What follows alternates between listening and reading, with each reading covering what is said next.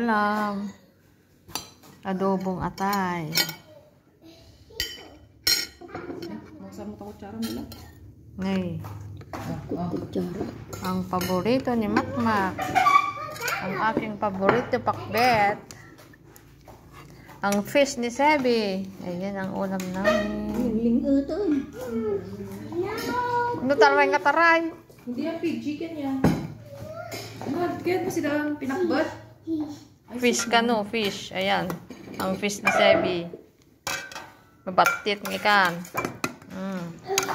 Pinakbet.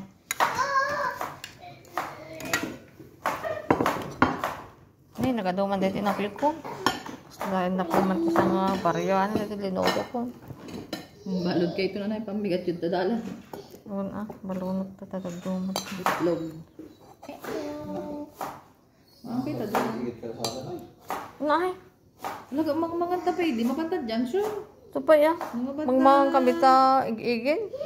Biyahero ko naman. Hindi ko yan, mga Biyahero.